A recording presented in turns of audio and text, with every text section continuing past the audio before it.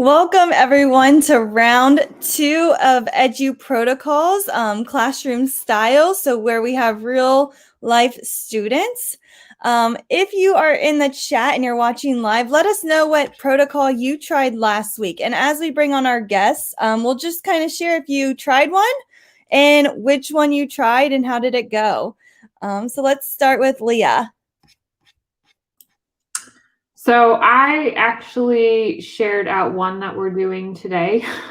I think I shared out Sketch and Tell with my teachers and have tried that. So I'm excited to further share that today.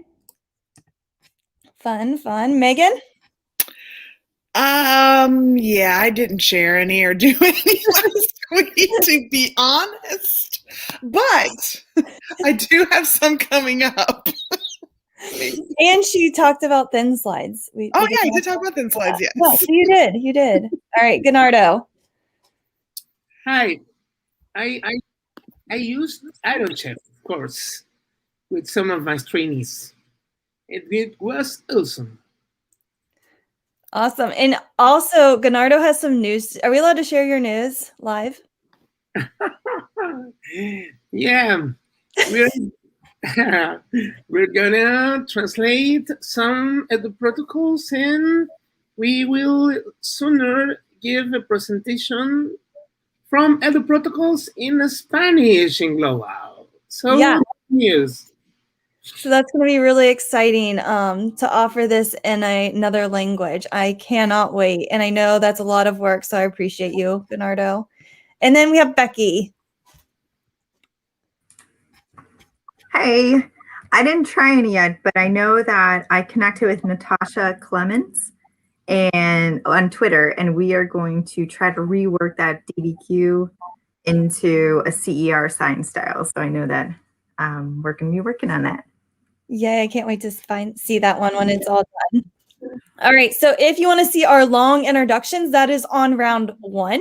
And you can go back to round 1's video, and there's no you have to watch round 1 before round 2 because it's going to be about what protocol do you want to learn. We just had an hour, and that's kind of where we left off. So if you want to see all of that, we're going to put the link in the chat.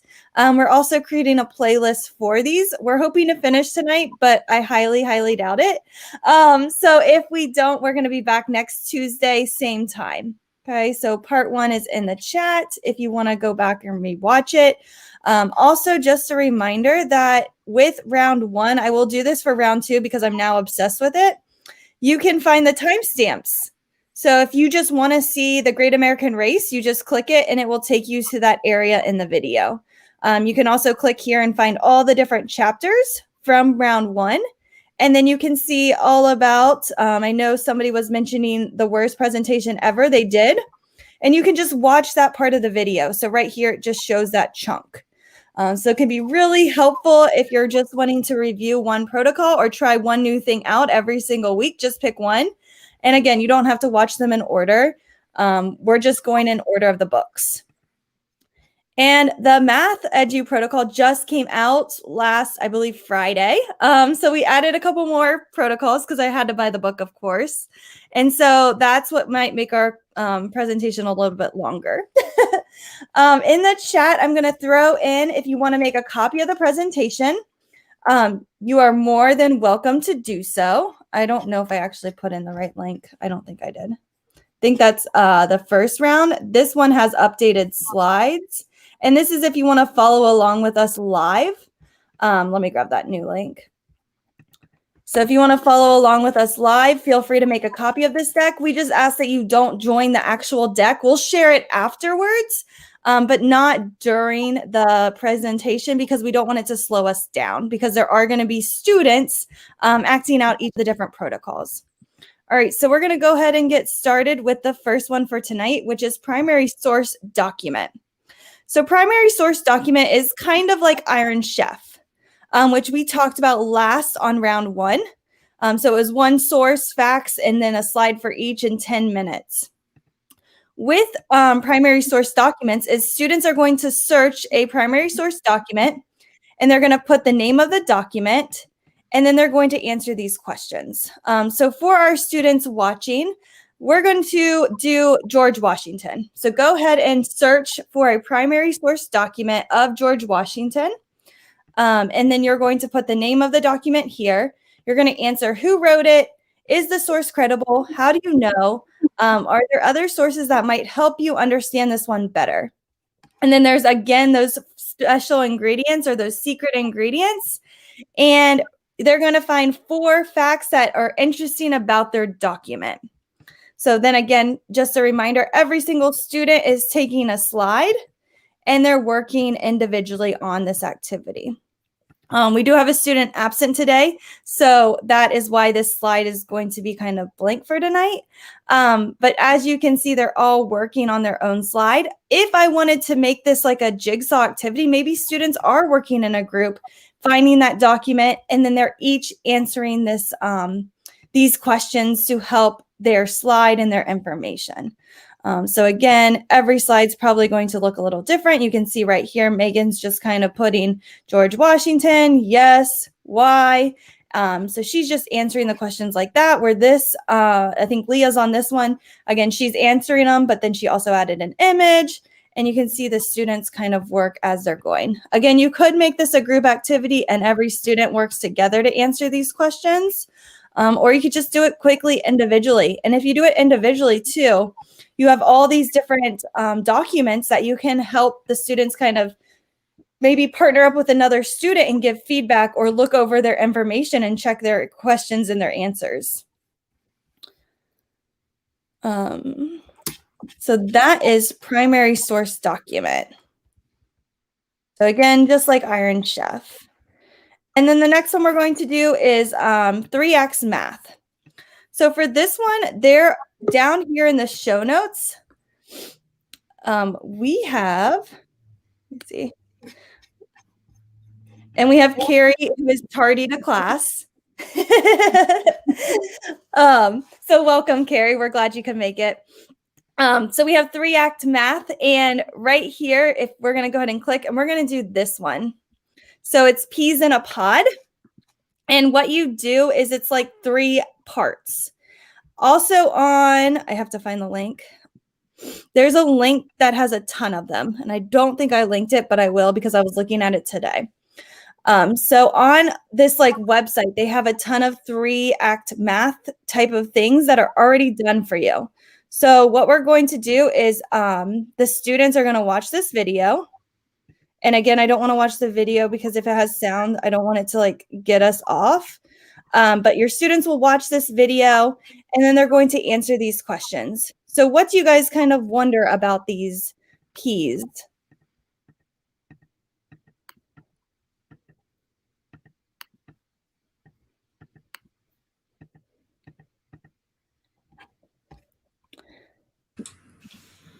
Who wants to answer that question?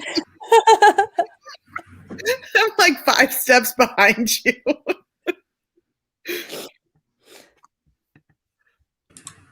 So I was going to ask if they taste good.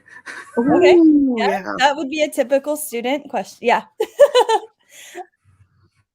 Why are some larger than others? Oh, that's a good one.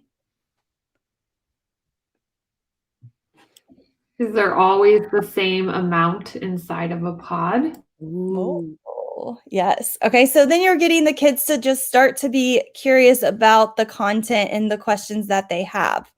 And so then they're going to estimate how many peas are in each pod, the large, medium, and small. So then they're going to just kind of follow these different questions to help them answer. And then at the end, there's a video that kind of goes through to show them. So here's like a large one, here's a medium-sized one, and then the small one. So just kind of a great hook for students to get interested Again, they have a ton of different videos, but it's that hook that can help you really get the kids interested in the learning. And they have like a ton of these. So let me put this link. There's another link though, and I'll add that later. But this link right here in the notes that you'll see later, it has like all of these different examples and how they're connected to the standards. So it talks about like counting in patterns, where this one might talk about area. And again, you just click and then it's already organized for you. And it can just kind of help you just get students curious and hook them into the lesson.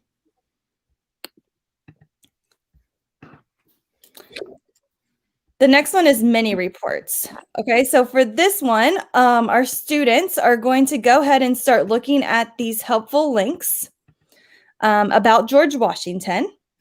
And usually students get about 15 to 20 minutes.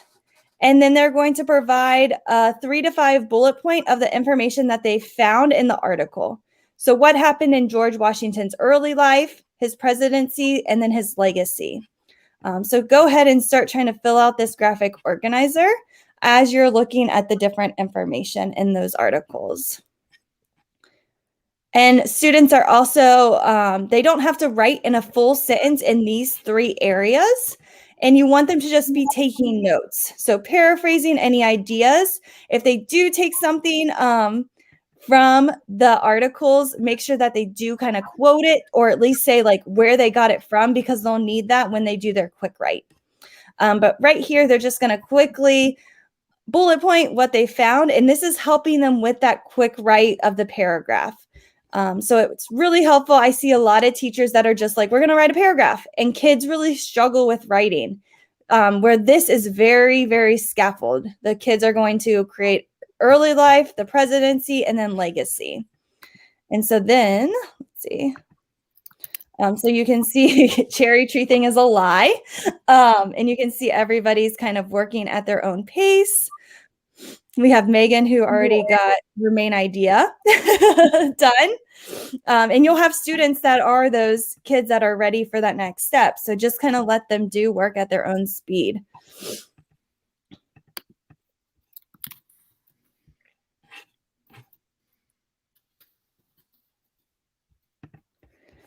And here is the article that they're looking at. I've also seen with the mini report, sometimes teachers will put in a false documentation once the kids are comfortable. So I wouldn't do this the first round, putting in a presentation about like another George instead of George Washington.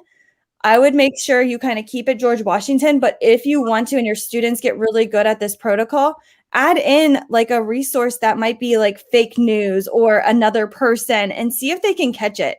Because I don't think a lot of your students will be able to, because that's a really hard concept for them. But then you can talk about, well, that's not even the person that we're talking, you know, like you can bring those conversations up. Okay, once they have the 3 done, they are going to create their main idea. So from the information that they gathered, they're going to create what is the main idea of the information from early life, presidency, and legacy.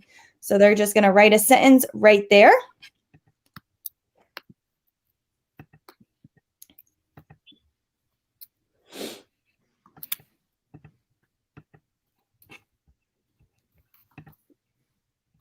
And then once students have their main idea done, they could copy and paste their main idea as their first sentence, or they could kind of reword it. And then they're just going to have that one sentence. So they have their main idea, which is 1. And then they have 3 right here, because they're just going to write a sentence about the early life, the presidency, and then the legacy. So then they're just going to write their quick write, having those 3 sentences. And then a conclusion sentence. So there's their paragraph. It's all scaffolded for them, and they're ready to kind of work and show off their paragraph. And then you could have the students share their paragraph with others. And so I've seen this more in a Google Doc. So here's the actual template. Again, we're just using a Google slide so we don't have to jump all over the place. But it's exactly the same. It just kind of looks a little bit different.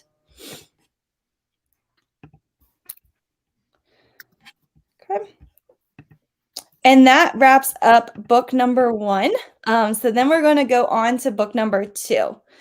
So book number 2 has a couple different protocols. I don't know which book I like better.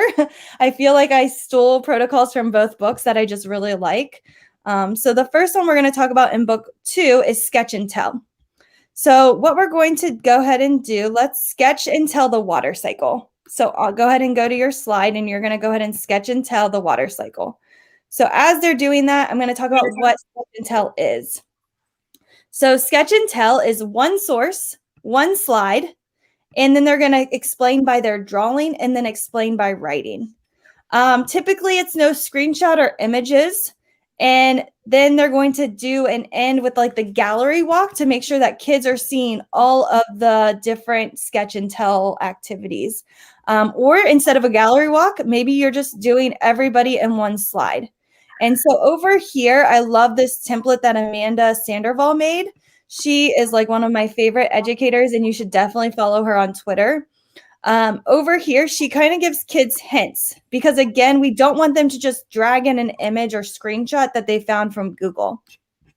We want them to actually either draw or use these shape tools or auto draw to create their image. So they might go here to the shape tool and grab an arrow and explain the different the water cycle by using an arrow. They might go in and use the circle tool. They might go in and just free draw or use the scribble tool or one of the line tools. It is totally up to the student on how they draw this. You might not even do this EduProtocol digital. You might actually print out a piece of paper. You don't even need this beautiful template. Just have the kids fold it in half, the paper, and then they sketch on one side and they tell on the other. So you don't even have to use a Google slide. And then you could have a gallery walk where the kids are up and moving, looking at the different images, or maybe they're coming up to your Elmo or document camera to show off their sketch and tell.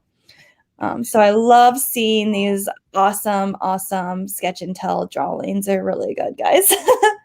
And then the next step after they sketch, they're just going to tell. So explain what they created in writing. So again, if you're doing this on a Google slide, they can type it right here. If they're doing it on a paper, they could just type it really quickly on, or type, or whatever, use their handwriting to explain what they just drew. So maybe they even do like step 1, step 2, or whatever they want to do to organize it.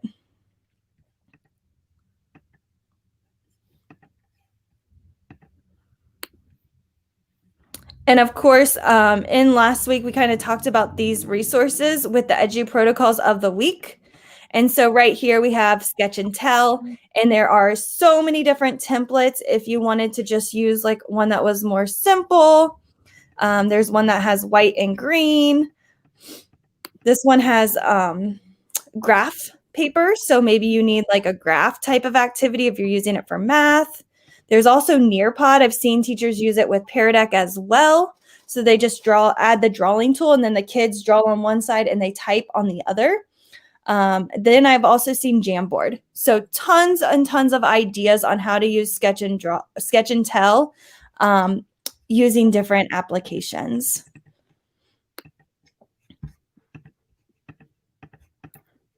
And here's just some examples. I've even seen, this is a really cool one, Legos.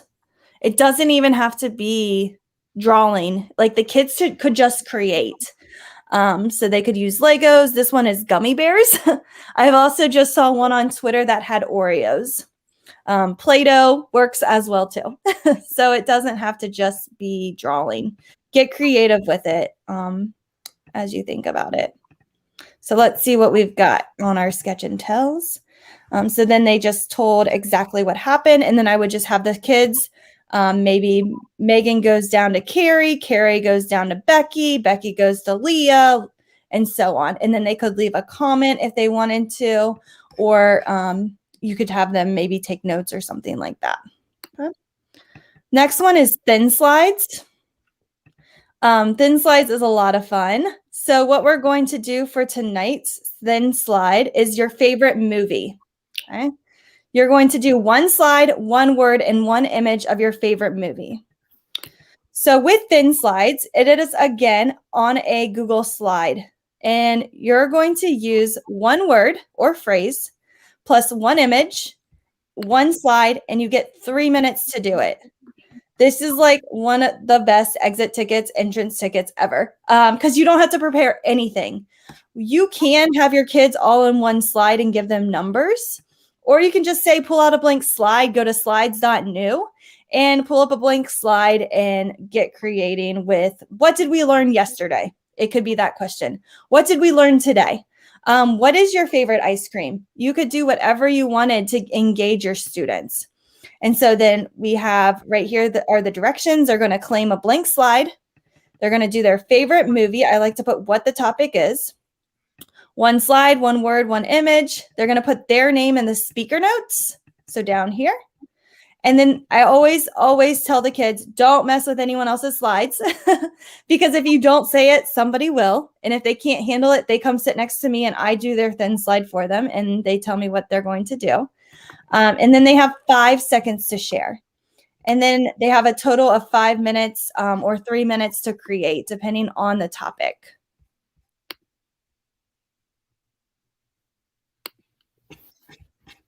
And I've seen thin slides done in Jamboard too. I mean, it can be done anywhere. I've seen it in Pear Deck. It's just probably easier in Google Slides because kids are adding images. And I tell students too, as they're adding their one word, one image to their slide, if they finish early, they can change the font, they can change the background. Some kids get really creative and change the background to go along with their movie, and then they share.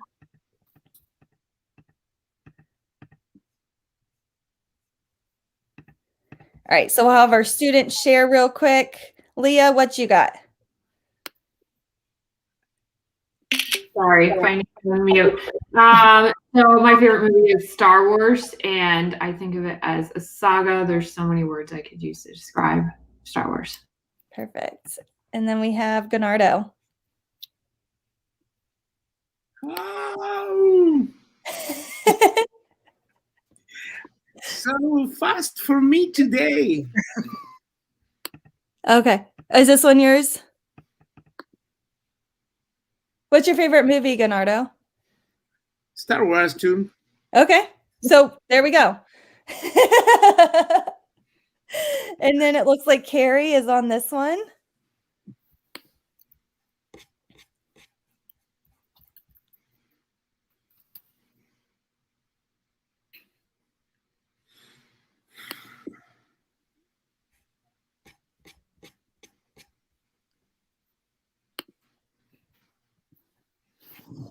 I was like, I think, Carrie, you muted.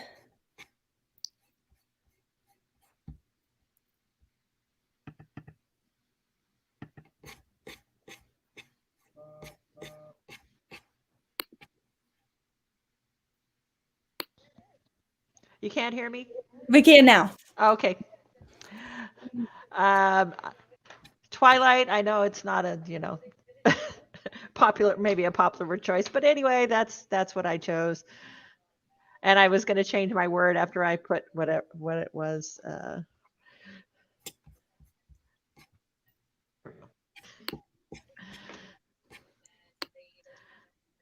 Because you can only say one word, so you can't say word. Yeah.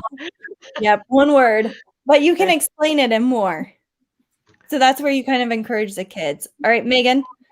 Well, you had said a phrase, so that's why I put Goonies Never Say Die. Okay. I do love the movies Goonies. It just popped in my mind. I don't know. And then you can see Ganardo went back and edited, and you will have students that do this. So one of the tricks I like to do is right when you get started, hit present, and they have to present with whatever they had because there was a time limit. And you'll have kids that go, that's not my slide. And I'm like, well, it was when the time limit went up. And then it's fun because they are able to go back and they can edit their slide because that shows that they want to make it better. But just having them go back and like just saying, nope, that was not your slide. And then they have to present what they had. And then we have Becky. I know you're all really impressed with my stick figure here. Yeah. But it is the classic scene from Say Anything when he's holding up the boom box. Yeah. I That love is it. awesome. That's awesome. And then our next EduProtocol is speed geeking. So speed geeking is like speed dating. And we're going to do it with number talks. However, there's so many different ideas on how you could use this in your classroom, but we're just going to use it kind of with a math example. So this one takes multiple days. So day 1, you're going to explain the process, and you're going to talk about why. So you're going to talk about like how we all kind of like learn differently. There's different strategies. And then you're going to kind of give students also wait time throughout. So then you're going to introduce the problem. So there's 6 plus 8 right now. And so what students are going to do is they're going to discuss how they would solve this problem. So you guys want to go ahead and discuss how you would solve 6 plus 8? And everybody's kind of talking out loud, or they're working, but don't forget that you need to give them that wait time. So let them kind of think about how would they do that. So we have right here, I think it was Gennardo. He's going to draw objects and start counting it. Okay. So great strategy. But it's also nice to hear if, put that back. There you go. So it's also good to hear how other people are going to solve it. So we have Leah here who is going to just do 6 plus 6 and then add 2. So she solved it a little bit differently. And all of these answers are correct. It's just how we solve it differently. And then you repeat the process for day 2, but it's a different problem. So now they're doing 5 plus 7. So now Gennardo might have saw how Leah solved this problem, and it uses that strategy to solve it for this day. So they're hearing different ways of solving it, and then they're working together to kind of think about, oh, that way's a little bit faster, or I didn't think about solving it that way. Could also work with word problems and hearing how students like find the missing information and what they do first. And then again, day 3, same process, but different problem. And then again, day 4, they are each picking one problem and they're finding a strategy, and then they're sharing it with a friend. And so they're going to pick one of these. They get to pick which one they want to solve, and then they're going to share it with a friend for the 4th day. And then you could repeat the process the following week if you're teaching like fractions or something like that. And then on here, there is an example for persuasive arguments using the speed dating idea. And so on this one, let's see if I can find it.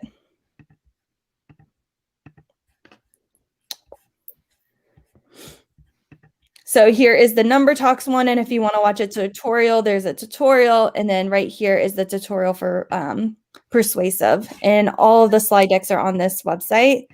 And again, they are explaining why should school start later in the morning. And then the kids are debating the pluses and the minuses. And then they will then be given a minute to persuade partner B. Again, 1 minute to persuade partner A. And then day 2, different topic, same idea. Should homework count towards a student's grade? Pluses, minuses, and then again. Okay. I feel like we've done this a lot in our district, like this past week or 2. Yeah. A lot of people are doing these speed debating, dating stuff. It's really cool. The kids like it a lot. Yeah, the kids love it when they can just talk. So could work for any subject. Maybe you're just, doing different topics to kind of get those. Yeah, exploring different viewpoints and social studies. That's a good one. Yep. And again, anytime kids can talk in that small group is great. Make sure you do give them that think time though. So kind of maybe say, plan out what you're going to do or say, and then let's actually do it. So the next one is the ultimate exit ticket. So go ahead for Monday, type in something that you learned last week for the EduProtocol round 1.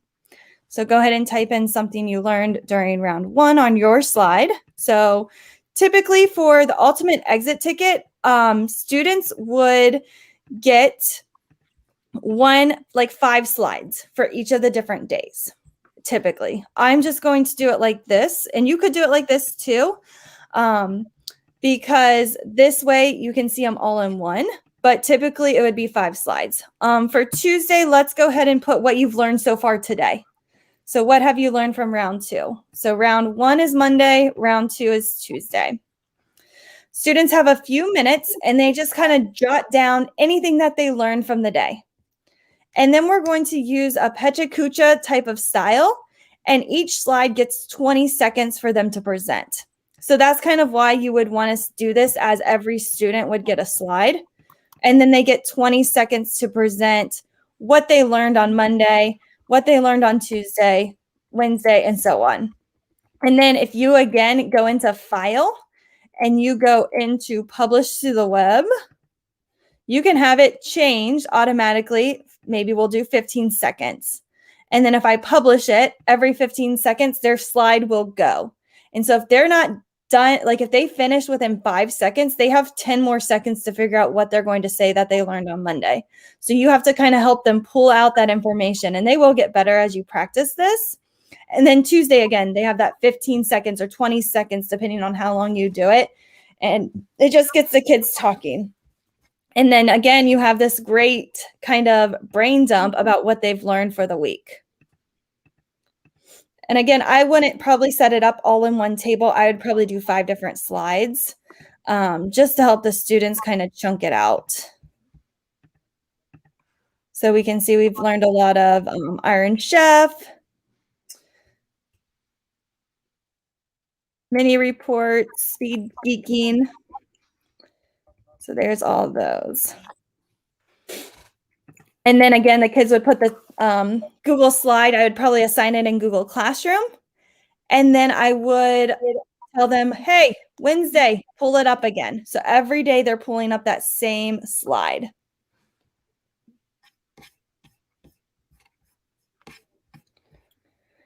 All right, the next one is Emoji Power Paragraph. So this one can be a really fun one, but also a challenge for some students because they have to make connections to random emojis. So right here is 8 parts if you need that resource. Let's see here though. So what you're going to do is you're going to pick 1 to 5 random emojis. And right here is a random emoji generator.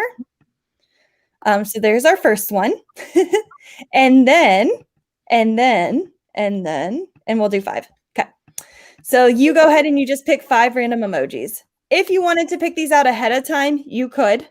If you didn't and you just wanted to do random, you could do random. If you don't like what you got, you could maybe do a start over. Students are going to quickly compose based on their emojis. So they're going to write a story about these emojis that they see. They're going to be given immediate feedback from me as their teacher. And then you're going to use Nacho Paragraph, which we'll talk about a little bit later in more detail. But this is where they're revising their writing as a whole class.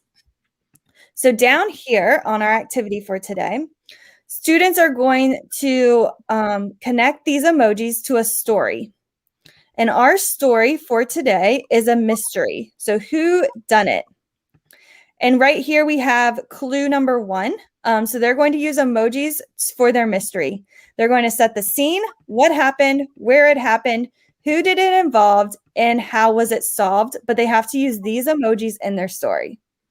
Okay. So we're going to go ahead and I'm going to take a screenshot of this just so it's in our slide deck. And you guys can begin to write your murder mystery story. Or maybe it's not a murder mystery.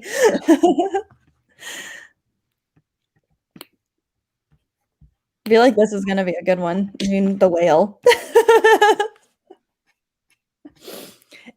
And I mean, you could make it a challenge if you wanted the kids to use them in order. But for this one, you can use them in any order. You just have to use all of them.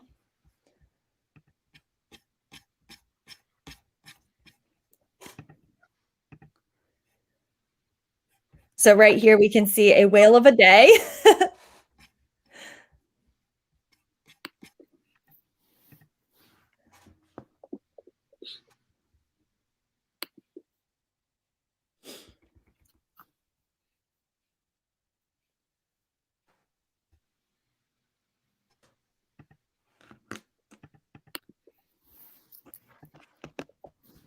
And as they're working on their stories, I'm going to take us to Socrative, and I'm going to log in as a teacher.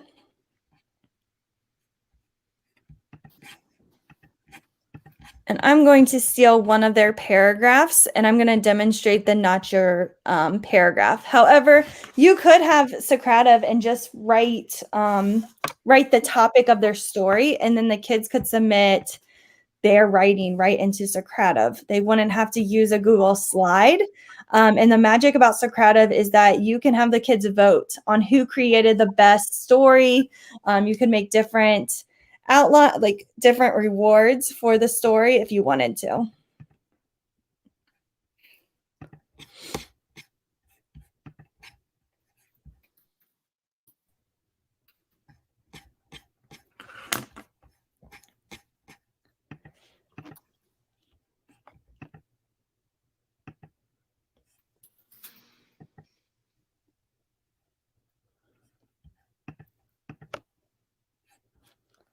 And I know Leah's not done, but I'm going to go ahead and take her story. Maybe. So I'm going to copy this, put it into Socrative, hit start. And then right here, the students would go to this website or this code. So if I'm going to join from this account.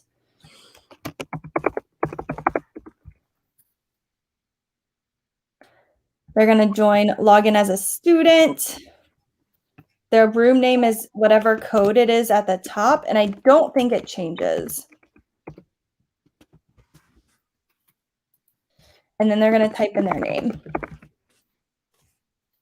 And then I can tell the students, not your paragraph, so not your paragraph, and they're going to take this paragraph, copy it, paste it, and make any corrections that they notice in her paragraph, and then they can submit their answers.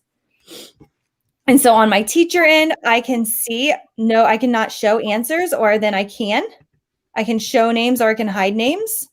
And then I can start voting. So starting to vote, we can pick which one we like best. So then kids can pick which story they like best. They can pick who did the best editing, that kind of stuff. So it can be really fun for your students. And I don't think it's going to work because I'm only one student in that class, but such a great way for your students to see the different writing activities. And then again, I can hit finish and I can finish that activity. And right here, we can see all of our mystery stories that the students did, and just getting them to be more creative in their writing. And you could use this again, if we were doing the water cycle, I might say, okay, explain the water cycle using the emojis that were picked, and how you're going to make those connections. So really getting kids to think higher level and how they can make those connections to these different emojis. And then the next one we're going to focus on is Research EduProtocol. So this one is you're focusing on an essential question. And then you're going to have students search for supporting information to answer the essential question and add their findings to the shared spreadsheet. So for this, you might use a Google Sheet or like a table. And we're again going to do who is George Washington. We're just going to stay on that same topic. So you're going to search a website. You're going to put the website here, one fact you found using that website, and then getting students to use the citation. So go ahead and search George Washington. And then once they have all of their information in this table, so they're working on this table as a class, they are going to then write. So then they're going to write real quick and then they share. And with this writing, you could, again, kind of, you're able to match up EduProtocols and put them together. So maybe your students need that scaffold from the mini report, but you want to include that research. So maybe you include the research, but then you include like the table where they find facts, 3 facts, and you kind of scaffold that graphic for them. So really you can put those together and pair them.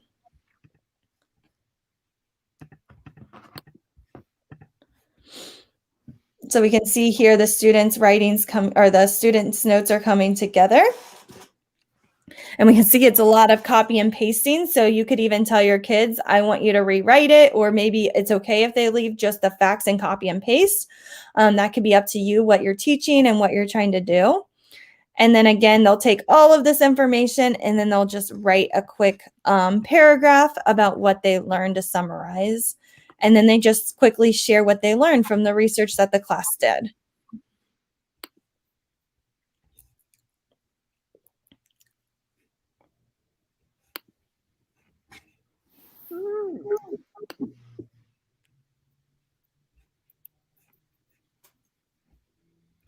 And then you as the teacher, you could go in here and say, this site right here has, maybe fake news.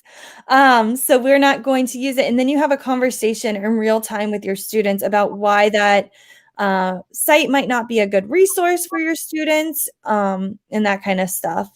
And if you didn't want to work on citation, you could change this in the table to something else if you wanted to. But maybe that's what you're focusing on, is working on those different quotes and that kind of stuff. So you might need it.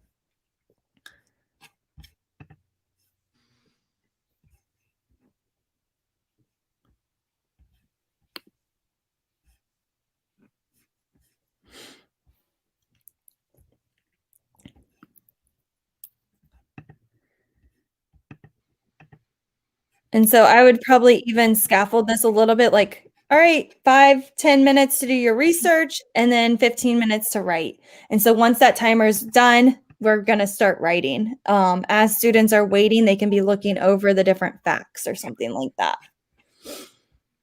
Okay. The next one we're going to look at is Number Mania. And Number Mania is probably one of my favorite EduProtocols as well. And this is where students find one fact, one number, and they put it on a form. Then you share the spreadsheet and then one slide each. And so what this is going to look like is we're going to do facts about ice cream. And so you're going to go over to this Google form, all of our students. And I'm going to put this in the chat too if any of our audience wants to play. And you're going to find a fact about ice cream. So you're going to put your name, the number, and then the description of what that number represents. And then you're going to put the website link of where you found that number.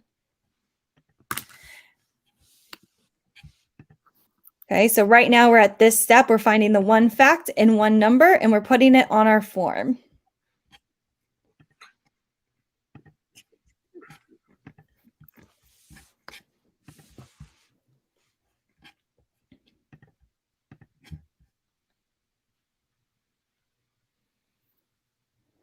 Students can pick any number for like ice cream. So if I'm searching ice cream, let's see here.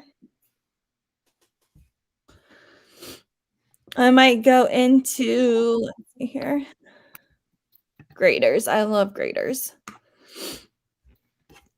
Actually, let me do ice cream facts. That's not even a good search.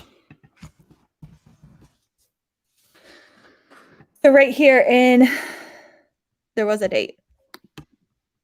So like, see all of these different numbers. I could just use these different numbers in there. I could even go down and there was a date for when America's first ice cream parlor opens its doors in New York. Okay, so I'm going to steal this fact. And again, you can copy and paste. I'm going to go to my Google form. I'm going to type in my name. I'm going to put in my number. Actually, I'm going to put this in the description.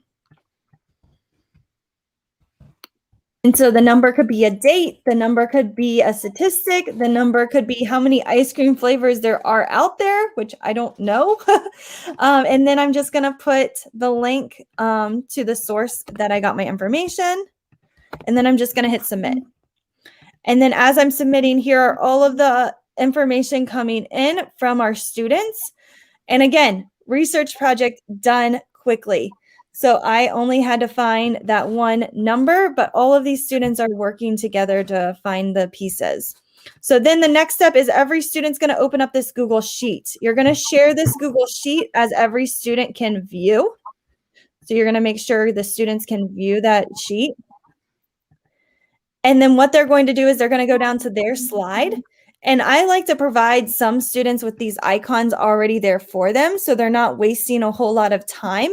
And they can just drag these over. They can make them bigger. They can make them smaller. And then they can also add text if they need to onto their slide. So over here, they can add these like fun little bubbles and ribbons and rectangles, speech bubbles. And this is provided by Matt Miller. So Ditch That Textbook created this icon board.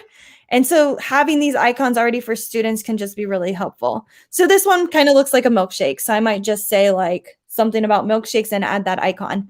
Kids don't have to use these icons. I mean, you could limit them, or you can have them do a Google search or the Noun Project or using something like that where they add different icons to their board. And so what they're doing is they're gathering that information from the spreadsheet, and then they're going to create a slide with an infographic, and they're going to have at least 5 to 6 numbers. So today we have, there we go. We've got a couple different students on here, and we're able to kind of look at those different numbers and create our infographic. And you can see every student is going to look a little bit different. And so then you can do a gallery walk, and students can see the different facts and how they organize the information.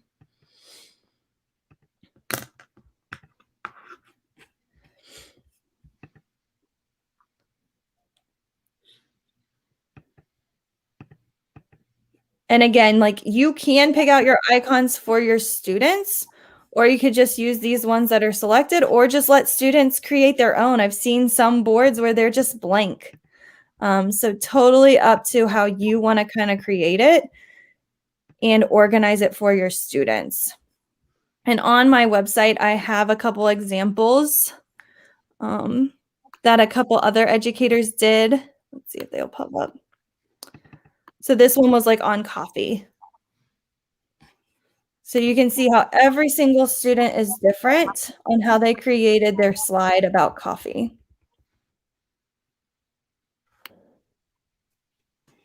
And then also this one is another example of how you could use this graphic if you didn't like just the icons. So this one talks about like going to fontmeme.com, and kids can make these fun fonts. They could go to flat icon to get graphics and icons. They can go to remove.bg to remove the background. They can add background images. They can change the colors, and then they can add their font, their fun numbers to all of these different statistics. So if your students need like a graphic to help them, they could do that. If they're familiar with Canva or Adobe Spark, they might just go over there and grab a template. So it can be in multiple different ways. The best thing though, like Danielle said, is research can take forever. So this allows kids to work together with their class and quickly get the information. I just looked at this one. Yeah, so you can see our awesome ice cream infographics. All right, so we're going to go down to debate it. All right, so today's topic for our debate is hybrid learning. So you each are going to pick a side of pro or con, and you're going to take notes. So add your name if you're pro hybrid learning or con. I don't know if I should tell you which team you're on to make sure it's even.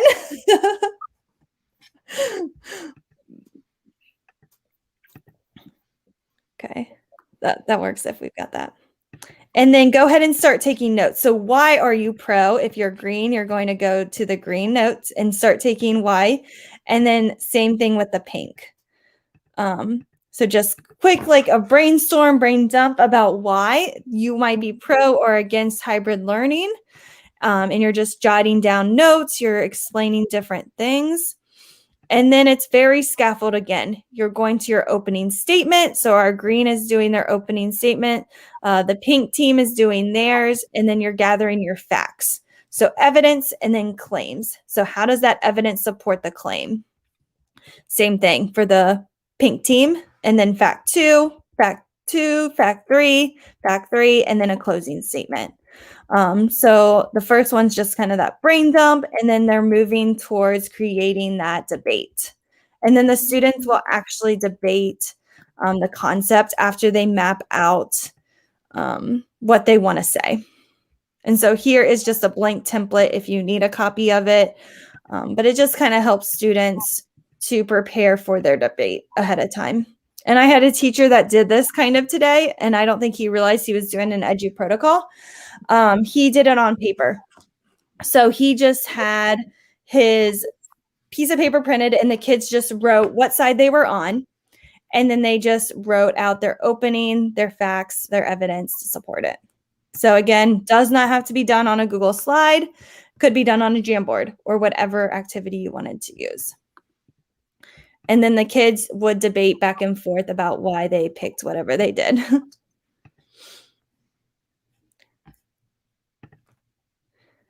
And then the next EduProtocol we have is the hero's journey.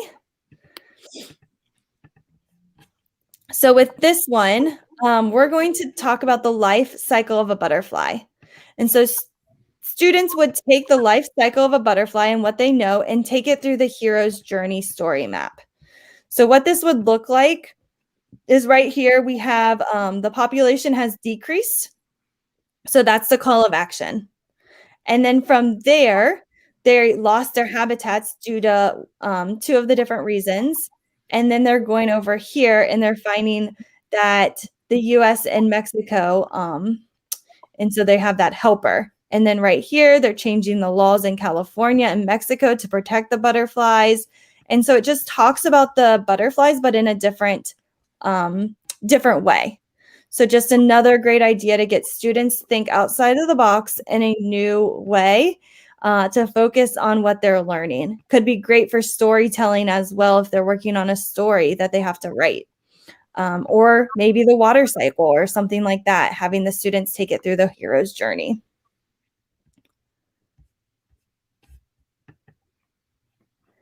And then the next one, we have the Scoop EduProtocol. So on this one, students will listen to a passage, and then students are going to retell the passage, and they're going to use Screencastify. And then they'll listen to the passage again, and then they can self-evaluate what changes they need to make.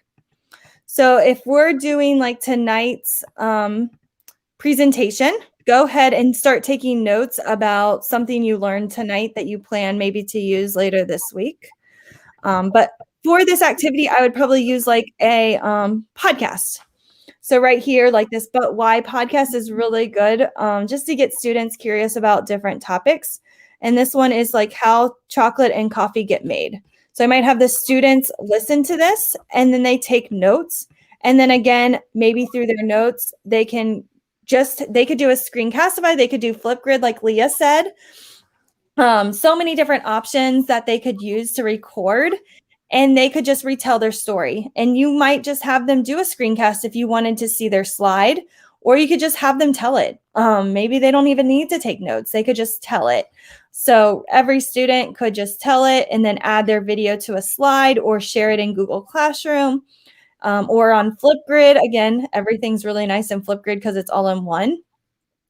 And then students will re-listen to the podcast activity and then add any details or changes that they would make to their video, because there's going to be something that they might have left out. So it's just kind of self-evaluating and listening to it again to find out what information did I leave out from that first time.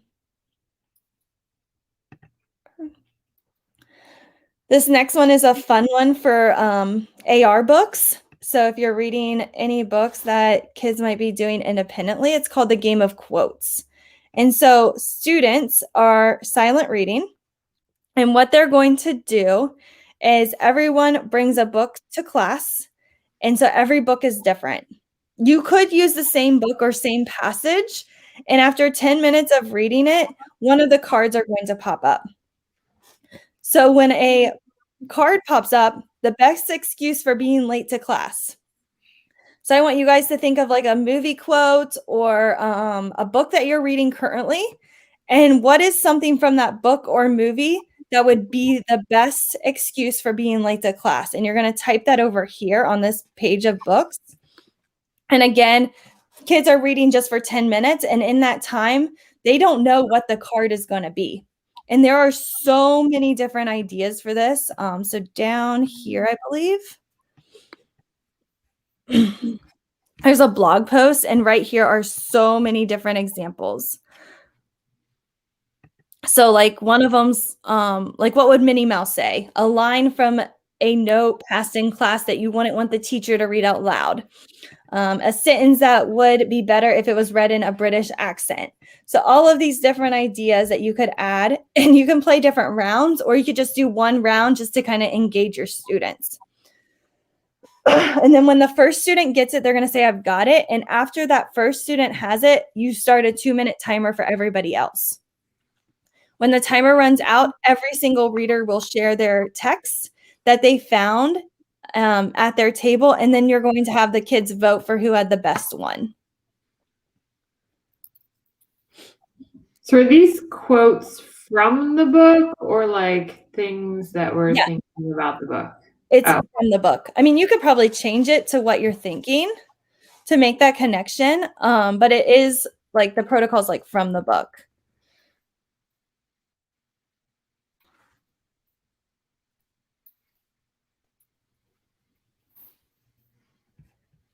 So you can see right here.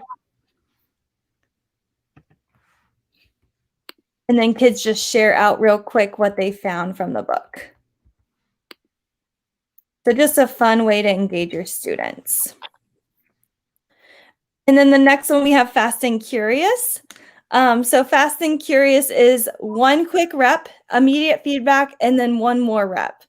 And so how students play this is they play a quizzes game. So let me go ahead. You don't have to just play quizzes. You could do whatever you wanted. You could do like a hoot, Gimkit, any of those will work just fine. All right, so we're going to go to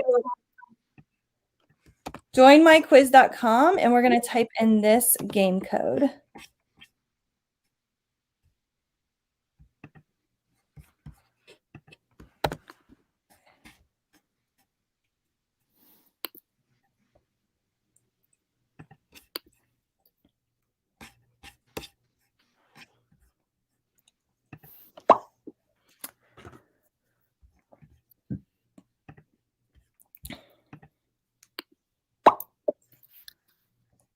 And as we're waiting for everyone to join, I know our audience is about 10 seconds behind us.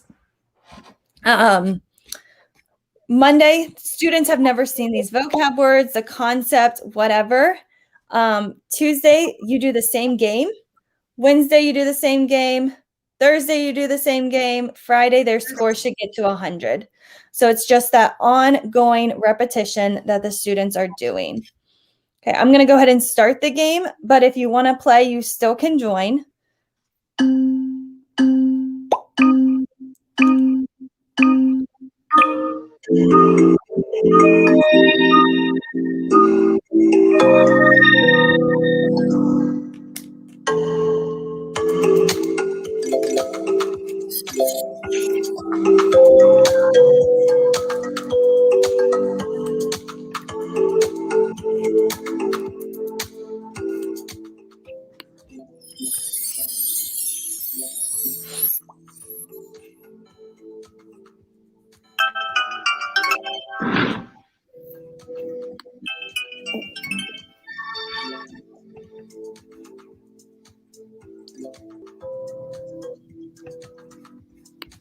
Yeah, so Jenna asked a really good question in the chat. What if students get 100% before Friday? Maybe you change the game. So instead of it being multiple choice, maybe you make it like short answer, like using Quizlet Live, or change the game platform. or maybe change some of the answer choices or find a similar game with different wording of the questions and see how they do. Yeah, so definitely make sure you do that. If your students are still really struggling on Wednesday, have them do a Frayer model or another EduProtocol to help them get their score up to learn that material, and have them just do the words that they missed or are struggling with.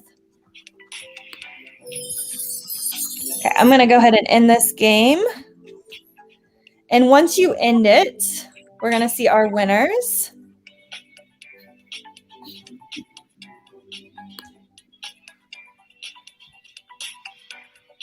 And then I can see how every single student did on the assessment, and I can go through and see what questions they missed or how they did on all of those different things. And then I'm going to put in how they did on Monday, and then we're going to play the exact same game on Tuesday, and hopefully their score goes up, so that way they are ready to rock and roll. Again, you can play with GimKit. You can play however you want. I've also seen students do this kind of individually and keep track of their score that way, but it's really fun to keep track as a class. So right here, I'm just going to write like 10%.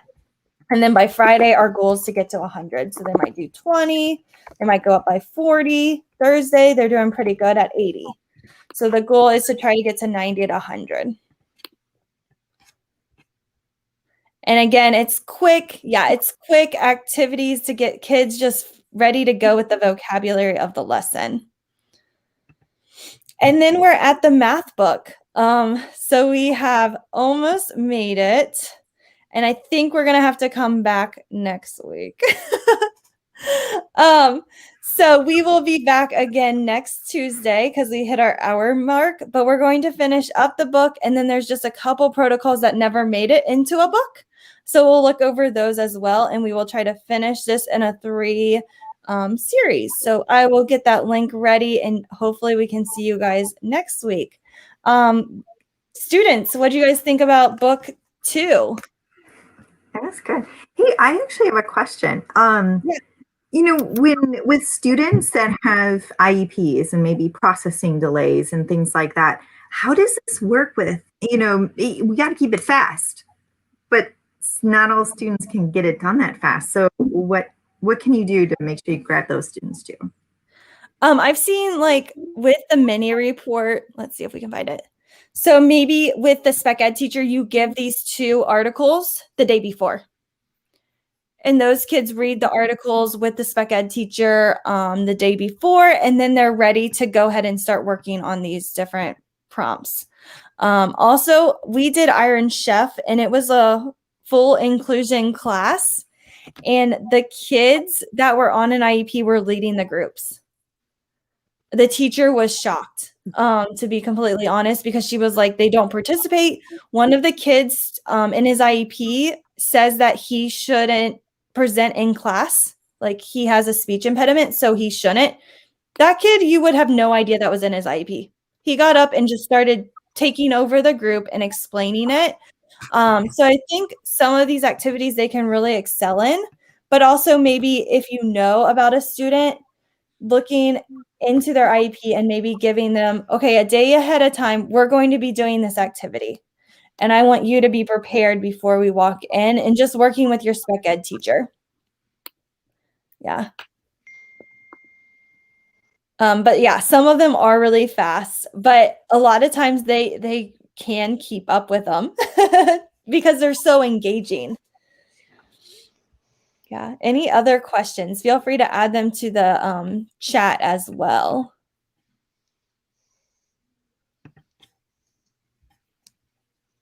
And as we're waiting for questions in the chat, Leah, do you want to share one that you really liked tonight? So I love the one with creating the infographic. What was that called? Number Mania.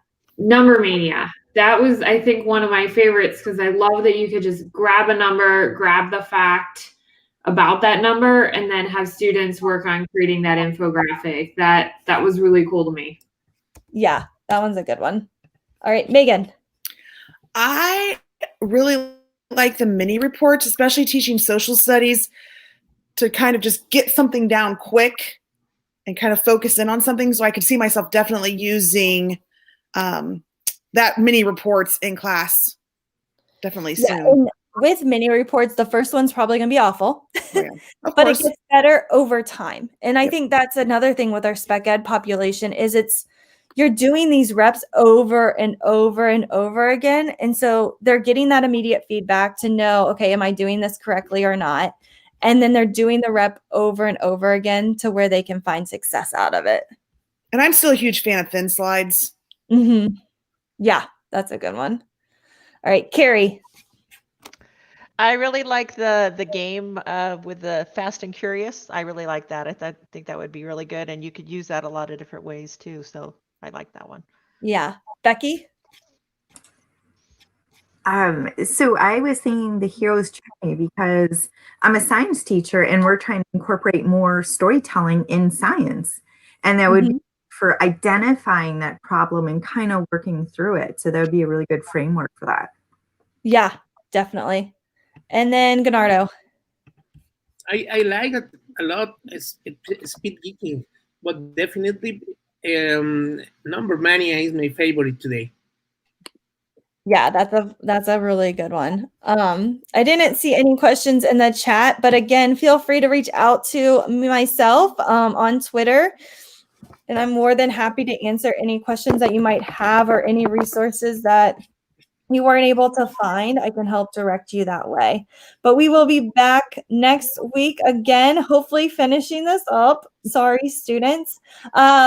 We might have a couple students absent, which is totally fine.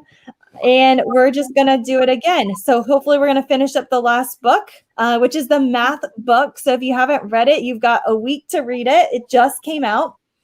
And I know some of you are like, well, I don't teach math. Some of the strategies in this book you can use towards other things. And we'll talk about that because as I was reading the book, I was like, oh my gosh, this could work towards social studies or this could work towards science. And I think some of our students might be able to help with that too because they have expertise in other subjects. And so we'll walk through it. Yes, there are some for math. And to be honest, we often leave math out when we are brainstorming different ideas with like ed tech.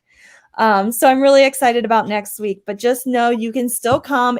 We'll be able to use it not just towards math, but any subject. And then we'll also talk about some extra EduProtocols that aren't really mentioned in the book, but are there, but they never were published. So make sure you join us next week. We look forward to seeing you guys again.